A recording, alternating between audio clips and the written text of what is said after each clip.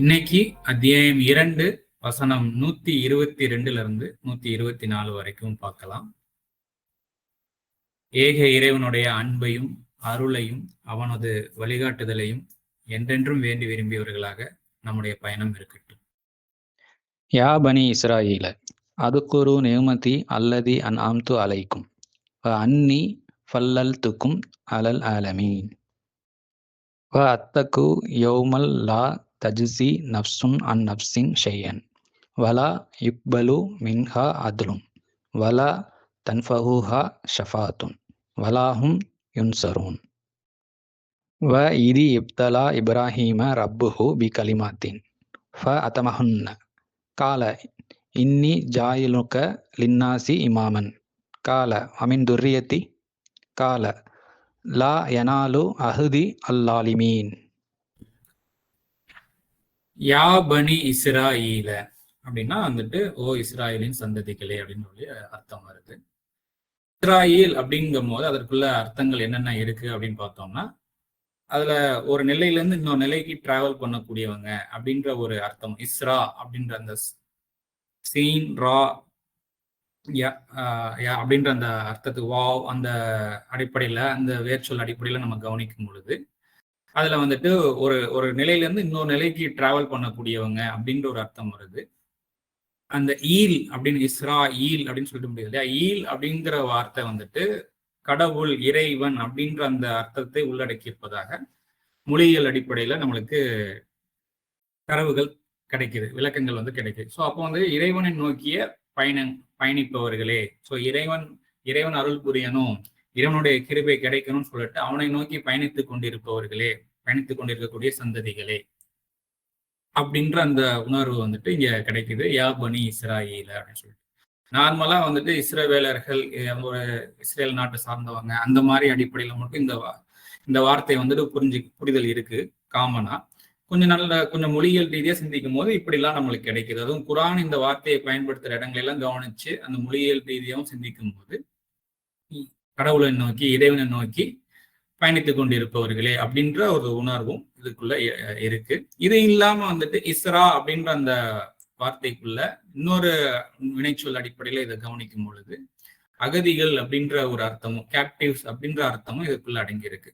So captives என்ற அர்த்தத்துல ஒரு அகதிகளாக இருப்பவர்களே, வழிபோக்கர்களாக ஒரு நிலைத்தன்மை இல்லாம அப்படின்ற ஒரு அர்த்தமும், லிமிட்டடான சுதந்திரத்தை நிறைய குறைவாக்கப்பட்ட நிலையில அப்படின்ற அந்த உணர்வும் இருக்கு. ஸோ சிம்பிளா சொல்றதா இருந்தா இறைவனை நோக்கி நீங்க பயணிச்சுட்டு இருக்கோங்கிற பேர்ல நிறைய பேர் சடங்கு சம்பிரதாயங்கிற பேர்ல மூட நம்பிக்கைகள் அதெல்லாம் நிறைய டெவலப் பண்ணிட்டு வருவாங்க. ஸோ அப்ப அந்த மாதிரியான நபர்களுக்கு எல்லாம் சரியாக நீங்கள் இறைவனை நோக்கி பயணிங்கள்னு சொல்லிட்டு பல உணர்வுகள் உணர்த்தப்படணும் இல்லையா? இறைவனை நோக்கி திரும்பும் போது இறைவன் அவங்களுக்கு இல்ல சில விஷயங்கள் இதெல்லாம் செய்ய வேண்டாம், இதெல்லாம் ஓகே, இதெல்லாம் கொஞ்சம் சீர்படுத்திக்கிறீங்க அப்படின்லாம் நிறைய விஷயங்கள் வரணும் இல்லையா உணர்வுகளா? அப்படித்தான் இந்த அழைப்பா நான் பாக்குறேன். யா பனி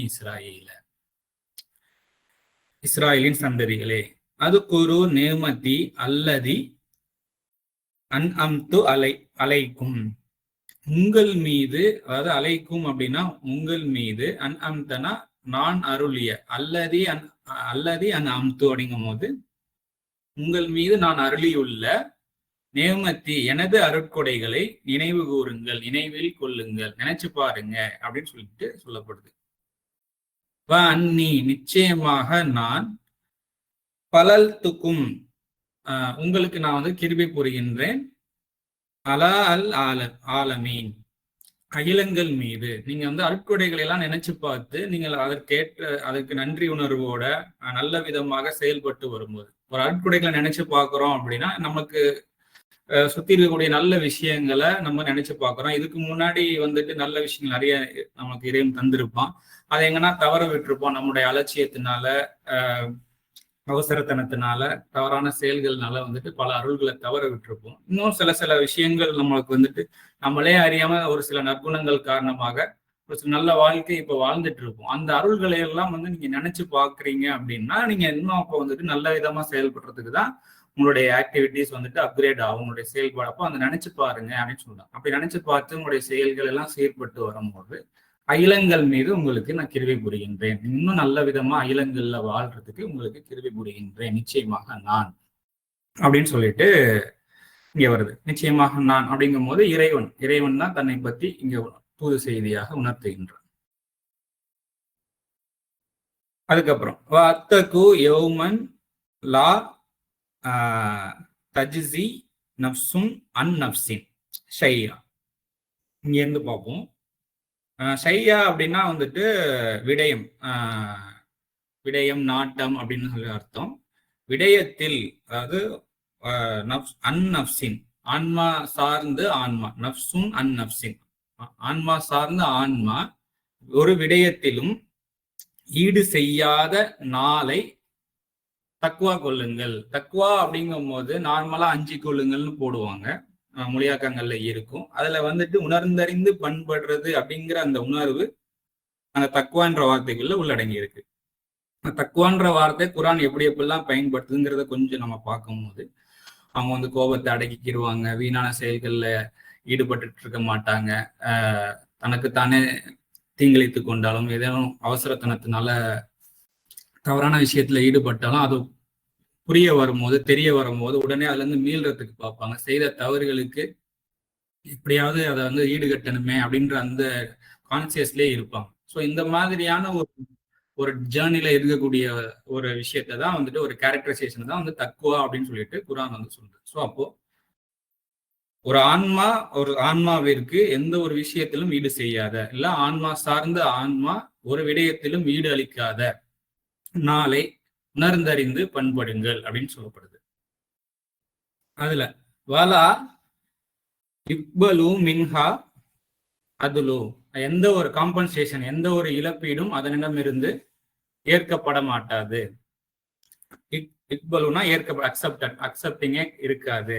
வலா தன்ஃபஹுஹா ஷஃபாத். ஷஃபாத் அப்படின்னா வந்துட்டு பரிந்துரை, அதனிடமிருந்து அதன் பரிந்துரையும் வந்துட்டு பயனளிக்காது, அதற்கு பயனளிக்காது. வலாஹும் இன்சரூன், அவையெல்லாம் வந்துட்டு உதவிகரமாவே இருக்காது அப்படின்னு சொல்லப்படும். 124வது வசனத்தையும் பார்த்துருவோம். இது அப்தலா இப்ராஹீம ரப்பஹு பி கலிமாத்தின். கலிமாத்தின் அப்படின்னா வார்த்தைகள், சொற்கள் அப்படின்னு சொல்லிட்டு வருது. ஸோ வார்த்தைகளை கொண்டு இப்ராஹீமை அவரது பரிபாலனன் அப்தலா அப்படின்னா வந்துட்டு பரீட்சிக்கிறது, சோதிக்கிறது. பரீட்சித்த போது இப்ராஹீமை வார்த்தைகளை கொண்டு அவரது பரிபாலனன் பரீட்சித்த போது அப்படின்னா வந்துட்டு அவற்றை வந்துட்டு முழுமைப்படுத்தினார். கால இன்னி,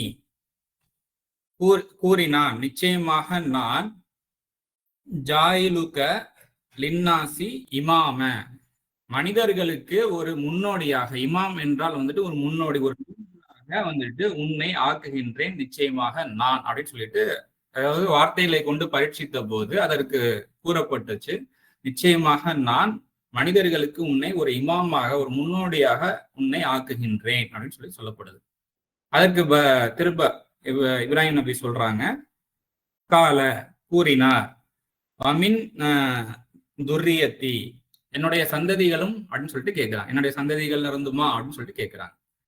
கால, அதுக்கு பதில் உணர்வு, கால கூறினான், லா எனாலு அஹதி லாலிமீன், அக்கிரமக்காரர்களை வந்து எனது வாக்கு சேராது. எனாலு அப்படின்னா ரீச், அஹதி அப்படின்னா எனது வாக்கு, அல்லாலிமீன் அக்கிரமக்காரர்கள், அநியாயக்காரர்களை வந்து எனது வாக்கு சேராது. ஸோ எல்லாருக்கும் இந்த வாக்கு போகும். அது உன்னுடைய சந்ததிகளாக இருந்தாலும் சரி, வேற யாராக இருந்தாலும் சரி, நல்லபடியாக செயல்பட்டு வரும்போது, இறைவன் காட்டித இந்த இறை தர்மத்தின் அடிப்படையில வாழும் பொழுது, அதை அழகாக முழுமைப்படுத்தும் பொழுது ஒரு இமாமாக ஆவாங்க. ஆனா வந்துட்டு அக்கிரமமாக செயல்படும் பொழுது அது உன்னுடைய சந்ததியாக இருந்தாலும் என்னுடைய வாக்கு சேராது அப்படின்ற அந்த உணர்வு இங்க இருக்கு. மொத்த வசனங்களையும் பார்ப்போம். ஓ இஸ்ராயேல் சந்ததிகளே, உங்கள் மீது நான் அருளியுள்ள எனது அருட்கொடையை நினைவு கூறுங்கள். நிச்சயமாக நான் அகிலங்கள் மீது உங்களுக்கு கிருபை புரிகின்றேன். நினைவு கூர்ந்து நல்லபடியாக வாழ்ந்து வரும்போது, நீங்கள் செயல்கள் எல்லாம் சீர்பட்டுக்கிட்டே வரும்போது அகிலங்கள் மீது உங்களுக்கு மகத்தான அருள் புரிகின்றேன் அப்படின்ற அந்த நினைவூட்டல் இங்க கொடுக்கப்படுது. ஆன்மா சார்ந்த ஆன்மா ஒரு விடயத்திலும் ஈடு செய்யாத நாளை உணர்ந்தறிந்து பண்படுங்கள். இழப்பீடு அதனிடமிருந்து ஏற்கப்பட மாட்டாது, பரிந்துரை அதற்கு பயனளிக்காது, அவைகள் உதவிகளாக இருக்காது என்ற அந்த நினைவூட்டல். இது வந்துட்டு நம்முடைய வாழ்க்கையிலேயே இது பல முறை இந்த மாதிரியான ஒரு சூழ்நிலையை நம்ம கடந்துதான் வந்திருப்போம். எந்த ஒரு விஷயத்திலையுமே யாருமே நமக்கு உதவி செய்ய முடியாத ஒரு மொமெண்ட், ஒரு தருணங்கள்ல நம்ம கடந்துதான் வந்திருப்போம். அந்த மாதிரியான சமயத்துல எப்படி அந்த சூழ்நிலையில் நம்ம கடக்கின்றோம், திரும்பி அமைதியான ஒரு நிலைக்கு எப்படி வர்றோம், ஏதோ ஒரு தவறான சூழ்நிலைகளை வந்துட்டு மிஸ்டேக் பண்ணிருக்கும் போது அந்த மாதிரி நெருக்கடியான ஒரு வாழ்க்கைக்குள்ள சிக்கிக்கிறோம். யாராவது நம்மளுக்கு ஹெல்ப் பண்ண வந்தாலும் அந்த ஹெல்ப்பும் நம்மளுக்கு முழுமையான ஹெல்ப்பா இருக்காது. திரும்ப திரும்ப பெரிய பெரிய பிரச்சனைக்குள்ள மாட்டிக்கிட்டே இருப்போம். எந்த ஒரு இழப்பீடும் வந்துட்டு இழப்பீடாக இருக்காது, எந்த ஒரு பரிந்துரையும் அதற்கு பயனளிக்காது, எந்த ஒரு விஷயமே உதவிகளாகவே இல்லாத ஒரு தருணங்கள்லாம் நம்ம கடந்துதானே வந்திருப்போம். அந்த மாதிரியான சமயங்கள்ல எல்லாம் என்ன பண்ணா அந்த நிலை சீராகுது? ஓரளவுக்கு நம்ம ஏதோ ஒண்ணு நம்ம சீர்படுத்திக்கிறோம், ஏதோ ஒண்ணு கரெக்ட் பண்ணிக்கிறோம், ஏதோ ஒண்ணு அப்டேட் பண்ணிக்கிறோம், தவறுகளை ஒத்துக்கொள்ளுவோம். இந்த மாதிரியான ஒரு நிலை நடக்கும் போதுதான் அங்க ஒரு அமைதி நிலவுது. ஸோ அப்போ அந்த மாதிரியான தருணங்களை அஞ்சி நடந்து கொள்ளுங்கள், விழிப்புணர்வோடு நடந்து. இனிமேட்டு அந்த மாதிரியான ஒரு சூழ்நிலை ஏற்படாதபடி உங்களுடைய செயல்பாடுகள் இருக்கட்டும். தன்னந்தனியாக விடப்பட்டாலும் இறைவனுடைய அருள் இருக்கிறது, உங்களுடைய சுத்தி எப்போதுமே நிரப்பமா இருக்கணும். அந்த மாதிரி அடிப்படையில வந்துட்டு உங்களுடைய செயல்கள் இருக்கட்டும். இறைவனுடைய அருளை நினைவு கூர்ந்து அகிலங்கள் மீதும் அனைத்தின் மீதும் கிருபை பெற்றவர்களாக நம்ம வாழ்க்கை இருக்கட்டும் அப்படின்ற அந்த நினைவூட்டல் இங்க கொடுக்கப்படுது. எச்சரிக்கையும் இங்க வந்து ஸ்ட்ராங்கா இருக்கு. இதே வசனம் தான் வந்துட்டு இந்த உணர்வு வந்துட்டு அத்தியாயம் 82 வசனம் 17, 18, 19 இருக்கும். இங்க அத்தியாயம் 1 வசனம் 4 ஏன் குறிப்பிட்டிருக்கேன் அப்படின்னா, யௌமித்தீனுக்கு தான் வந்துட்டு இதனுடைய விளக்கம். அதாவது ஒரு ஆன்மாவிற்கு ஒரு ஆன்மா ஒரு விஷயத்திலும் வந்துட்டு ஆளுமை பெறாத, ஈடு செய்யாத ஒரு நாள். இது வந்துட்டு யௌமித்தீனுக்கு தான் இதனுடைய விளக்கம். இதை நம்ம பார்ப்போம். பாருங்க, மாலிகி யௌமித்தீன் அப்படின்னா வாழ்வியல் நாளின் அரசன். தீனுக்கு வந்து வாழ்வியல்னு போட்டிருக்கோம். மார்க்க நாள் இல்ல காமன் டிரான்ஸ்லேஷன் படி பார்த்தோம்னா தீர்ப்பு நாளின் அரசன். ஸோ தீன்னா வந்துட்டு ஒரு வாழ்வியல், நமக்கு எப்படி வாழணும் அப்படின்னு சொல்லக்கூடிய ஒரு வாழ்வியல் முறையத்தான் வந்துட்டு தீனுங்கிற ஒரு வார்த்தை வந்துட்டு முக்கியமா வந்துட்டு ஹைலைட் பண்ணுது. அதனால நான் வாழ்வியல் நாளின் அரசன். அதே சமயத்துல தீன்ங்கிறது இறைவனுடைய இதுபடி வந்துட்டு சமாதானம். அப்ப சமாதானம் மிக்க நாளுக்கு அவன் தான் அரசன். எப்படி இறைவன் காட்டி தந்தபடி வாழும் போதுதான் வந்துட்டு அங்க சமாதானம் கிடைக்கும். அந்த ஒவ்வொரு நாளும் வந்து சமாதானமாக வாழ முடியும், அவனை அரசனாக ஏற்று செயல்படும் அப்படின்ற அந்த உணர்வு வந்துட்டு மாலிக் யௌமித்தீனுக்கு கொடுக்கப்படுது. அந்த யௌமித்தீன்னா என்ன அப்படின்ற அந்த ஒரு எக்ஸ்பிளனேஷனுக்கு இங்க இருக்கு. அத்தியாயம் 82 வசனம் 17, 18, 19 பார்த்தோம் அப்படின்னா, அமா அதுராக்கமா யௌமுத்தீன் சும்மா அதுராக்கமா யௌமித்தீன். அதாவது யௌமித்தீன் என்னவென்று உம்மை புரிந்து கொள்ள செய்வது எது, பிறகு யௌமித்தீன் என்னவென்று உண்மை புரிந்து கொள்ள செய்வது எது.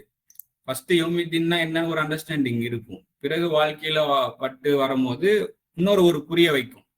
ஸோ அது என்ன உண்மையான ஒரு புரிய வைக்கிறது என்ன அப்படின்னா, ஆன்மாவிற்கு ஆன்மா ஒரு விடயத்திலும் ஆளுமை பெறாத நாள், காரியம் அனைத்தும் அன்று இறைவனிடமே அப்படின்ற, இறைவனே கதி, வேற எதுவுமே இல்லை, வேற வழி இல்லை அப்படின்ற அந்த ஒரு மொமெண்ட் இருக்கு இல்லையா, அதுதான்.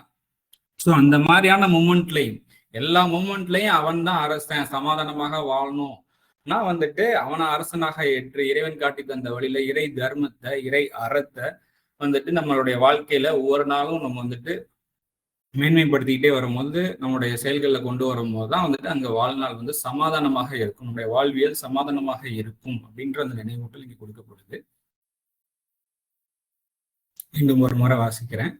ஆன்மா சார்ந்த ஆன்மா ஒரு விடயத்திலும் ஈடு செய்யாத நாளை உணர்ந்தறிந்து பண்படுங்கள். இழப்பீடு அதனிடமிருந்து ஏற்கப்பட மாட்டாது, பரிந்துரை அதற்கு பயனளிக்காது, அவைகள் உதவிகளாக இருக்காது. இந்த மாதிரியான மூமெண்ட்லாம் பல முறை கடந்தனே வந்திருக்கும். ஸோ இந்த மாதிரி இருக்குது அப்படிங்கிறத நீங்க நினைச்சு பாருங்க. ஸோ நல்ல விதமாக வாழ்ந்தீங்கன்னா இந்த மாதிரியான மூமெண்ட்ல திருப்பி வந்து நெருக்கடியில வந்து சேராம இருக்கிறதுக்கு இந்த நினைச்சு பார்க்கறது, சிந்திச்சு செயல்படுறதுலாம் நம்மளுக்கு உதவிகரமா இருக்கும் அப்படின்னு சொல்லப்படுது, உணர்ந்தறிந்து பண்படும் பொழுது. இதை சார்ந்து அந்த அத்தியாயம் 1 வசனம் 4, அதுக்கப்புறம் அத்தியாயம் 82 வசனம் 17, 18, 19 சார்ந்து ஒரு வீடியோ ஆல்ரெடி போட்டிருக்கோம். அதனுடைய லிங்க் வந்து இன்ஷால்லா டிஸ்கிரிப்ஷன்ல மென்ஷன் பண்றேன். அப்புறம் இப்ராஹீமை அவரது பரிபாலனன் வார்த்தைகளை கொண்டு பரீட்சித்த போது அவற்றை முழுமைப்படுத்தினார். கூறினான், நிச்சயமாக உன்னை மனிதர்களுக்கு முன்னோடியாக ஆகும். வார்த்தைகளை கொண்டு பரீட்சிக்கிறதுனா என்ன? ஒரு விஷயம் வந்துட்டு நம்மளுக்கு சொல்லும் பொழுது அதை வந்து அழகாக முழுமையாக வந்துட்டு செயல்படுத்துறதையும் அந்த வார்த்தைகளை முழுமைப்படுத்தினார். வெறும் அந்த வார்த்தையாக இருந்ததை அழகான செயலாக அழகாக புரிதல் அழகாக புரிஞ்சுக்கிட்டாரு அப்படிங்கிற ஒரு விஷயமும் அது வந்து முழுமைப்படுத்துறது, வார்த்தைகளை முழுமைப்படுத்துறது. அழகாக அதை செயல்படுத்தும் பொழுது அந்த வார்த்தை வந்து முழுமை அடையுதுன்ற அந்த உணர்வு கொடுக்கப்படுது. இன்னும் ஒண்ணு சொல்லும் போது பதில் அதுக்கு வந்துட்டு ரீப்ளை பண்ணும் போதும் அழகாக முழுமையாக பதில் சொல்றதும் வந்து வார்த்தைகளை முழுமைப்படுத்துறதாக நம்மளுக்கு உணர முடியுது. இதை வந்துட்டு இப்ப நம்ம 124 வசனம் வரை தானே பார்க்கிறோம். இந்த 131வது வசனத்துல பார்த்தோம்னாலே இதனுடைய ஒரு விஷயம் சொல்லப்படுது. அஸ்லம் அப்படின்னு சொல்லிட்டு சமாதானம் அடையும், சரணடையும் அப்படின்னு சொல்லிட்டு இப்ராஹிம் நபி கிட்ட சொல்லப்படுது. பதிலுக்கு நான் சரணடைகின்றேங்கிற சிம்பிளா ஒரே வார்த்தையில சொல்லாம அவங்க எப்படி சொல்றாங்க அப்படின்னா, அகிலங்களின் பரிபாலனுக்கு நான் சமாதானம் அடைகின்றேன், சமாதானம் கொள்கின்றேன், சரணடைகின்றேன். இப்ப வெறுமன நான் சமாதானம் அடைகின்றேன்னு சொல்லும் பொழுது யாருக்கு சமாதானம் அடைகிற, எதன் மீது சமாதானம் அடைகிற அப்படின்ற ஒரு கேள்வி இருக்கும் இல்லையா? அந்த கேள்விக்கெல்லாம் இடம் கொடுக்காத வகையில அந்த வார்த்தைகளை முழுமைப்படுத்தி வந்துட்டு அவங்க வந்துட்டு பதில் சொல்றாங்க. அகிலங்களை எல்லாம் பரிபாலிப்பவங்க எவனோ அவனுக்கு நான் வந்துட்டு சமாதானம் அடைகிறேன், அவனுக்கு நான் கோஆபரேட் பண்ணி வாழணும்னு நினைக்கிறேன் அப்படின்ற அந்த வார்த்தைகளை முழுமைப்படுத்தி அவங்க சொல்றாங்க. ஸோ இந்த மாதிரி அவங்களுடைய செயல்பாடுகள் இருக்கிறதுனால கூறினான், நிச்சயமாக உன்னை மனிதர்களுக்கு முன்னோடியாக ஆக்குகின்றேன், ஒரு லீடராக முன்மாதிரியாக ஆக்குகின்றேன், உன்னுடைய இந்த செயல்பாடுகள் ஒரு முன்னுதாரணமாக இருக்கும் அப்படின்னு சொல்லப்படுது. இப்ப கூறினார், எனது சந்ததியில் இருந்துமா அப்படின்னு சொல்லிட்டு கேட்கிறாங்க. என்னோட சந்ததிகள்லையும் இந்த மாதிரி கிடைக்குமா அப்படின்ட்டு. கூறினான், அக்கிரமக்காரர்களே எனது வாக்கு சேராது. உன்னுடைய சந்ததிகள்ல யாராவது அக்கிரமமா செயல்பட்டு இருக்காங்க அப்படின்னா அவங்களுக்கு இந்த வாக்கு சேராது. மற்றபடி இது உன்னுடைய சந்ததியாக இருந்தாலும் சரி, வேற யாராக இருந்தாலும் சரி, அழகாக வந்துட்டு அவங்களுடைய வாழ்க்கை வந்து முழுமையாக இறைவன் காட்டி தந்த வழியில செயல்படுறதுக்கு சீர்பட்டுட்டே வரும் பொழுது இவங்க வந்து ஒரு முன்னோடியா தான் ஆவாங்க அப்படின்னு அந்த உணர்வு வந்து இங்க கொடுக்கப்படுது. இங்க வார்த்தைகளை கொண்டு பரீட்சித்தல் இருக்கு இல்லையா? இந்த வார்த்தை சார்ந்த பரீட்சை வந்துட்டு எல்லாருக்குமே இருக்கு அப்படிங்கிறத வந்துட்டு நினைவூட்டக்கூடிய வகையில ஒரு வீடியோ இருக்கு. சோதனை மரம்ன்ற ஒரு டைட்டில் ஆல்ரெடி நம்ம பேசியிருக்கோம். அதனுடைய வீடியோ லிங்கை நான் இன்ஷால்லா டிஸ்கிரிப்ஷன்ல மென்ஷன் பண்றேன்.